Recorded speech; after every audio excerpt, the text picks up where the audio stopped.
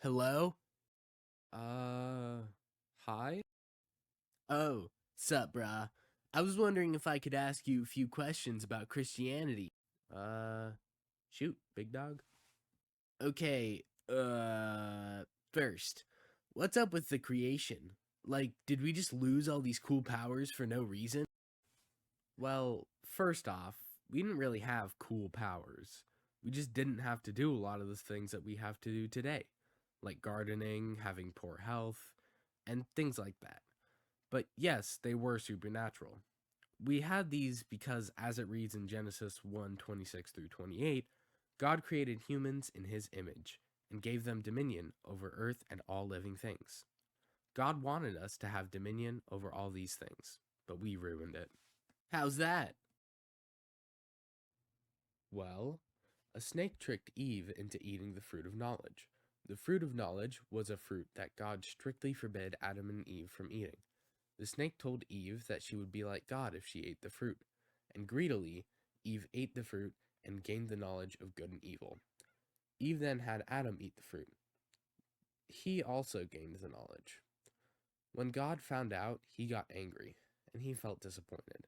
However, he didn't enact his rage upon Adam and Eve like many think.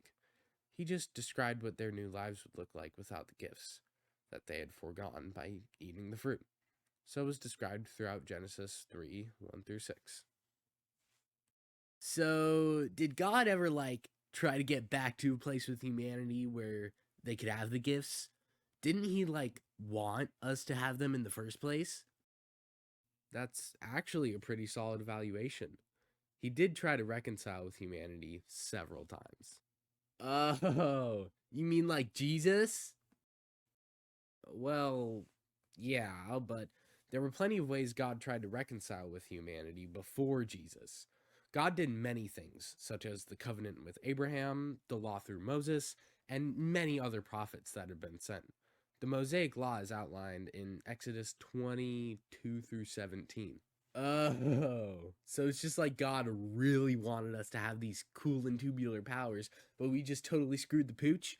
But then God was like, yo, dog, I never wanted this. Let's try and mend this hole, bro. Whoa, whoa, whoa. I just realized you never covered Jesus. What about Jesus? Was Jesus a way God tried to replenish our awesomeness? Uh, yeah, we were just talking about that.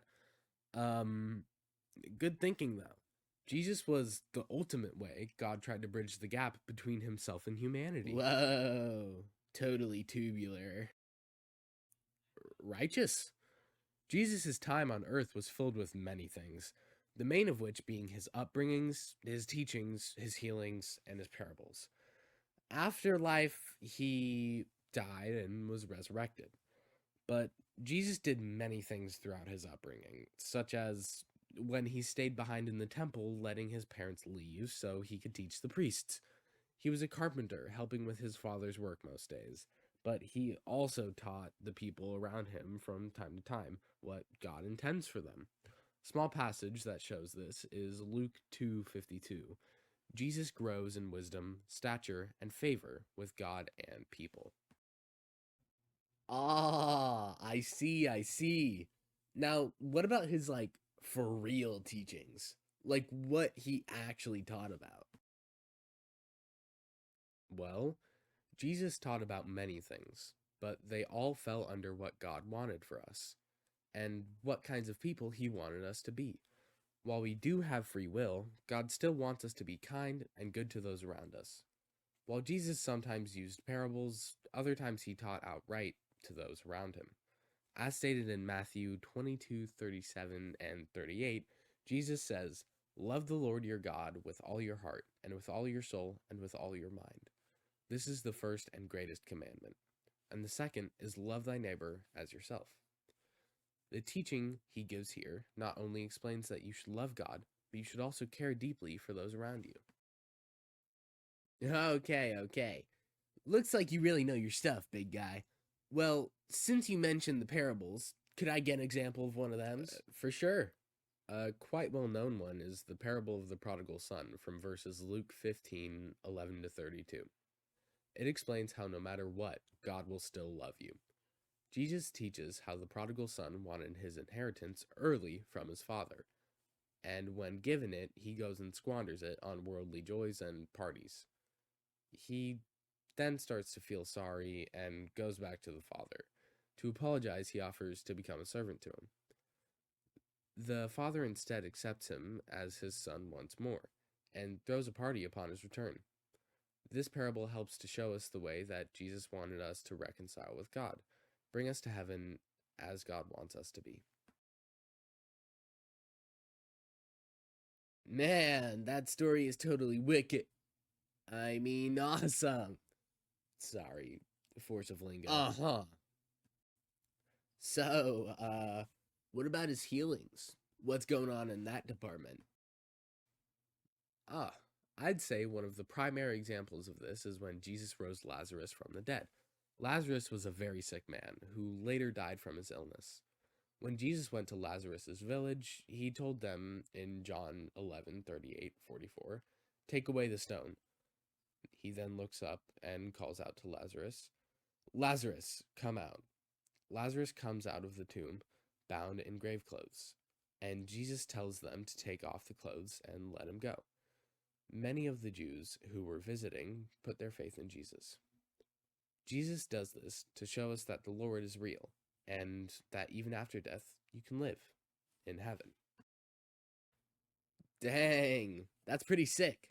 Say, didn't Jesus come back to life too? Yeah, he did. After Jesus was crucified on the cross, he came back 3 days later to the disciples. After this, he stayed for 40 days and taught the disciples to prepare them for his ascension into heaven. But before Jesus did all of this, he had to be crucified. While Jesus didn't want to die, he understood that it was what he had to do to bridge the gap between God and the people. So, Jesus dies, resurrects, and preaches about God for 40 days, after which he ascends to heaven. Whoa. I mean, that kind of covers it, right? I suppose it does. Now, all that's left is for you to do some personal reflection. Put the pieces together on how God and the Paschal Mystery has been helpful to you in your personal. I mean, I'm not super religious, but I can definitely draw some lines between the Paschal Mystery and my own life. The death of Jesus represents deaths in my life. Things like losing loved ones, aspects of myself, or relationships falling apart. I experience these tragedies, and I have to work through them, going through my own strife and having to process and overcome it. I work through it, just like how the people had to work through having Jesus missing for 3 days. I then get a resurrection of sorts. More of a rebirth, really. It leads me to gain a new perspective on life, and to really develop as a person. I then get those 40 days of a bliss of sorts, preparing for a total integration of the tragedy in my life, having entirely come to terms with both the tragedy itself and my new outlook on life and my actions. The things I fear, the things I love, the things that are afraid of me or love me all change. And I change with it, in a continuous cycle of death and rebirth. So, what I guess I'm trying to say is that the resurrection was totally bodacious, and its tubuality and chill vibes skates me through to a new ramp of life. Exactly.